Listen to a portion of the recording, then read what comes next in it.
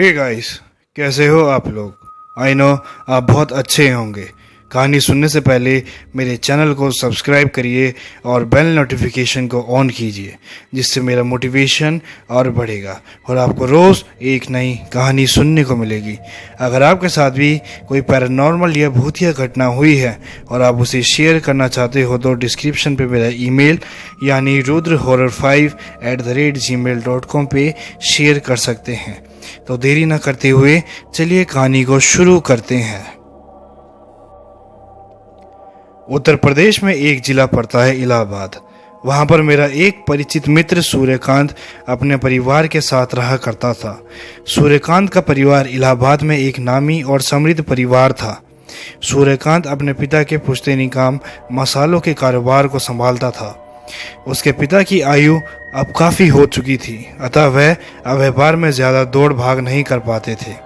एक तरह से पूरे परिवार और व्यापार की जिम्मेदारी सूर्यकांत पर ही आ गई थी। सूर्यकांत की एक पत्नी और 2 बच्चे थे। उसकी पत्नी सर्वगुण संपन्न एवं धर्मपरायण स्त्री थी। सूर्यकांत स्वयं एक आकर्षक, सीधा साधा, चतुर, व्यवहारिक और कर्मनिष्ठ व्यक्ति था।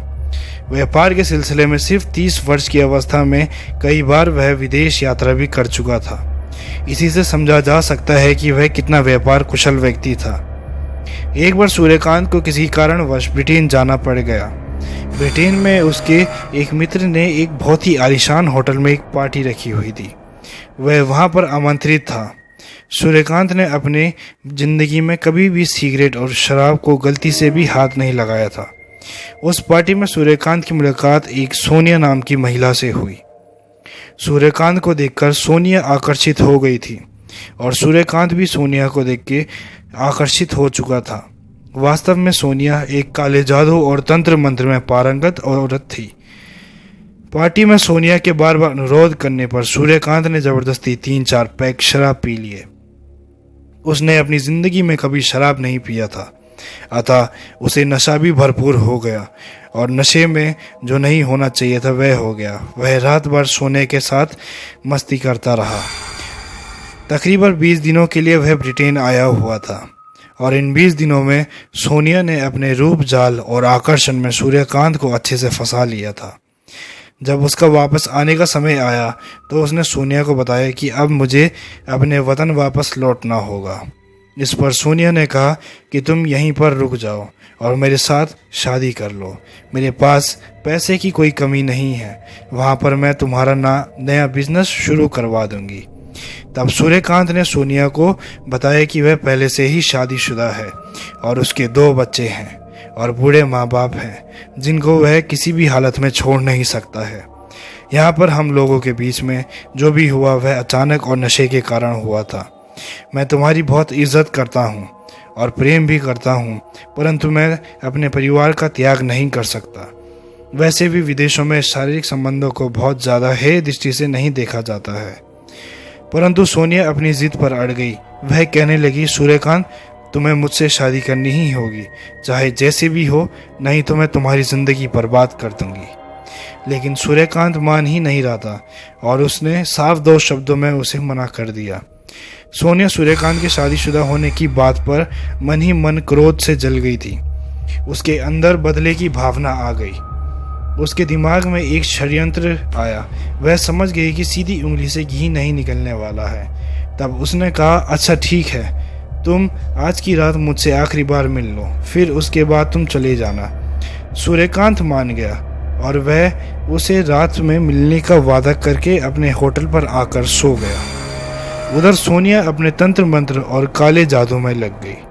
वह सूर्यकांत से चिढ़ चुकी थी क्योंकि वह बहुत जिद्दी लड़की थी और जब से सूर्यकांत ने बताया कि वह शादीशुदा और बच्चे वाला है, वह उससे बहुत ज़्यादा चिढ़ चुकी थी। सोनिया में एक बहुत महंगी शराब की बोतल खरीदी और उसे लेकर अपने घर आ गई। घर आकर उस शराब में मंत्र पढ़कर कोई प्रक्रिया की, फिर उसको सहेज कर अलमारी में रख दिया। रात में जब सूर्यकांत आया तो वह उससे बहुत प्यार से मिली और उसको ड्रिंक ऑफर किया। सूर्यकांत ने मना कर दिया, लेकिन वह बोली कि आज बस आखिरी बार मेरे लिए थोड़ा सा पी लो। मजबूरी में सूर्यकांत ने हाँ कहा और वह खुशी खुशी सूर्यकांत के लिए ड्रिंक लेने गई। वहां जाकर अंदर जाकर उसने वही अभिमंत्रित शराब गिलास में निकाली और सूर्यकांत को पिला दिया। कुछ देर बाद वहां पर रुककर और भोजन इत्यादि करके सूर्यकांत सोनिया से अंतिम बार विदा लेकर अपने होटल आ गया। उसे कल भारत के लिए वापस जाना था। यहीं से सूर्यकांत के जीवन में विनाश लीला आरंभ हो चुकी थी। अगले दिन वह अपने घर वापसी के लिए फ्लाइट में बैठ चुका था। उस दिन वह अभिमंत्रित शराब पीने के बाद से सूर्यकांत का मन बिल्कुल अशांत रहने लगा था। वह छोटी छोटी बात पर चिड़चिड़ा हो जाता है, क्रोध करने लगता, अकेला रहना पसंद करता था, परिवार में किसी से बातचीत नहीं करता था, पत्नी और बच्चों तक से बातचीत नहीं करता था, व्यापार पर ध्यान देना बंद कर दिया था और तो और सुरा सुंदरी में जमकर पैसे बर्बाद करना शुरू कर दिया था।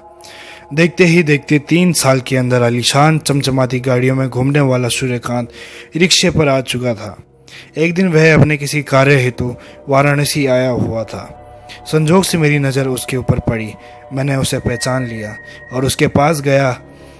वह भी मुझे पहचान गया। उसे देखकर दंग रह गया था मैं बिल्कुल। निस्तेज चेहरा, पिचके हुए गाल, जर्जर शरीर, ऐसा हाल हो गया था बेचारे सूर्यकांत का। मुझे देखते ही मेरे गले से लगकर रोने लगा और जोर जोर से। मैं किसी तरह समझा बुझाकर उसे अपने घर ले आया। मैंने उससे पूछा, ये क्या हाल बना रखा है तुमने? तब उसने सारी बातें मुझे बतलाई। सारी बात सुनकर मैं समझ गया इसके साथ कोई तांत्रिक प्रयोग जरूर हुआ है, नहीं तो सूर्यकांत ऐसा था ही नहीं। जब सर 3 साल पहले मैं सूर्यकांत से मिला था तो वह पूर्ण रूप से सात्विक प्रवृत्ति का इंसान था।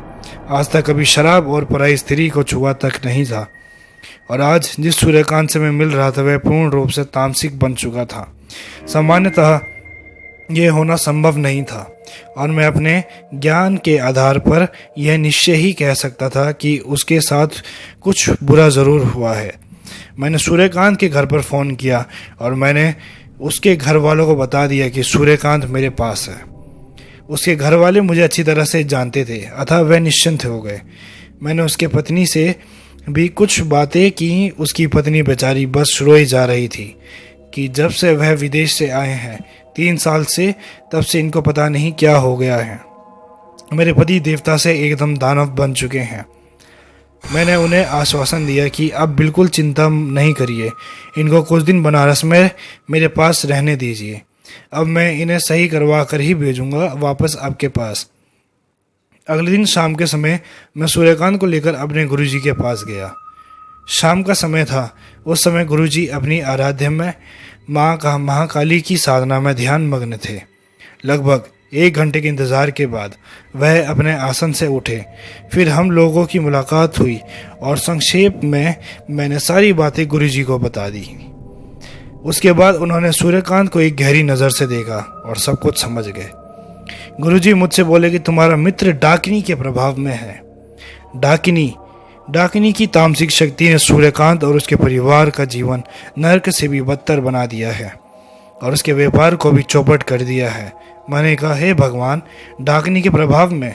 अब क्या हुआ गुरुजी? वैसे सूर्यकांत डाकिनी के प्रभाव में आया कैसे? गुरुजी ने 4 मिनट के लिए ध्यान लगाया और सारी बातें जान गए। गुरुजी बोले कि तुम्हारे मित्र को इसकी पूर्व प्रेमिका ने शराब में अभिमंत्रण करके उसके ऊपर डाकिनी की छाया डाली हुई है। वह सूर्यकांत को बर्बाद करना चाहती है। तंत्र शास्त्र के अनुसार डाकिनी माता काली की सेविका होती है। माता काली से ही डाकिनी शाकिनी की उत्पत्ति हुई है। यह एक अति उग्र और तामसिक और नकारात्मक शक्ति है। इसके प्रभाव में आने वाले व्यक्ति का स्वभाव भी हिंसक और तामसिक हो जाता है और डाकिनी से मुक्ति मिलना बिना महाकाली के कृपा के असंभव है। मैंने गुरुजी से सूर्यकांत को ठीक करने का अनुरोध किया। गुरुजी बोले, अमावस्या की रात को मैं उसके लिए कुछ उपाय करूंगा। संयोग से 2 दिन बाद ही अमावस्या थी, अतः मैं गुरुजी से 2 दिन बाद आने को बोलकर और गुरुजी की आज्ञा लेकर अपने घर लौट आया सूर्यकांत को लेकर। 2 दिन बाद अमावस्या वाले दिन मैं पुनः सूर्यकांत को लेकर गुरुजी के आश्रम पर पहुंचा।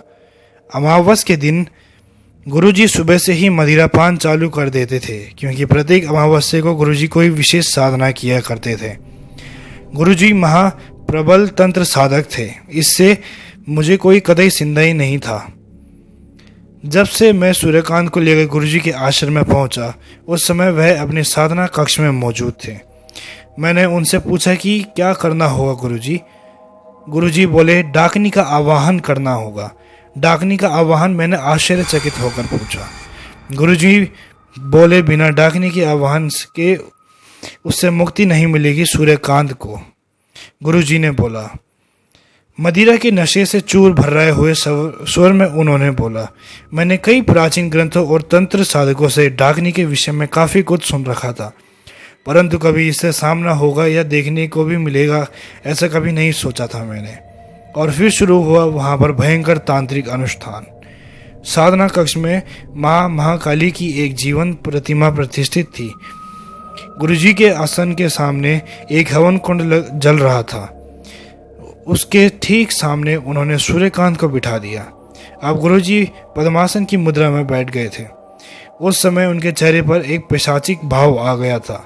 बार बार अपने शराब का पात्र उठाकर मदिरा पान कर रहे थे गुरुजी, परंतु उनके मदिरा का प्रत्येक घूंट अभिमंत्रित वह करते जाते थे। हवन कुंड से ठीक बगल में तकरीबन 4 फुट लंबा त्रिशूल खड़ा था। आश्चर्य की बात यह थी कि वह त्रिशूल जमीन के अंदर धंसा हुआ नहीं था, वह बिना किसी सहारे के बस जमीन पर खड़ा हुआ था। त्रिशूल के पास चमचमाता हुआ एक तेज धार का छुरा, चाकू और उसके बगल में एक काले रंग का मुर्गा रखा हुआ था। मुर्गे के दोनों पैर बंधे हुए थे और वह चुपचाप बैठा हुआ था। गुरुजी का मंत्र जाप चालू हो चुका था।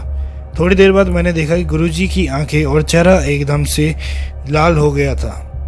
थोड़ी देर बाद हवन चालू किया गुरुजी ने और गूगल लोबान राल अष्टगंध धूप आदि का सुगंधित धुआं पूरे कमरे में चारों तरफ फैलने लगा था। कमरे का वातावरण एकदम से रहस्यमय हो उठा था। थोड़ी देर बाद कमरे में फैला हुआ धुआं सिमटने लगा और धुएं ने सूर्यकांत को चारों तरफ से घेर लिया था। सूर्यकांत के चारों ओर धुआं ही दिख रहा था, बाकी कमरे में धुएं का कहीं नामो निशान नहीं था। उसी समय मुर्गा अपना पंख फड़फड़ाने लगा और अपनी जगह से उछलने का प्रयास करने लगा। तभी गुरुजी ने चाकू उठाकर उस मुर्गे की बलि दे दी। बलि देने के बाद पुनः उच्च स्वर में मंत्र जाप करने लगे गुरुजी। और थोड़ी देर बाद मैंने देखा कि सूर्यकांत के चारों ओर मंडराने वाला धुआं अब एक विशेष स्त्री आकार ग्रहण करने लगा था। वह आकार बहुत सी विभत्स और डरावना था, एक ऐसा रूप जिसे मैं शब्दों में बयान नहीं कर सकता। क्रोध, ईर्ष्या, घृणा इत्यादि का मिलाजुला भाव था उस भयानक से दिखने वाले चेहरे पर। ऐसा लग रहा था जैसे वह तुरंत ही आक्रमण कर देगी। उसे देखकर मेरा रोम रोम कांपने लगा था। भय और आतंक के कारण मैंने उसके ऊपर से अपनी दृष्टि हटा ली थी।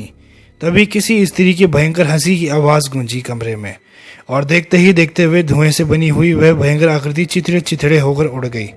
नामोनिशान मिट चुका था उस उग्र आकृति का उस कमरे से।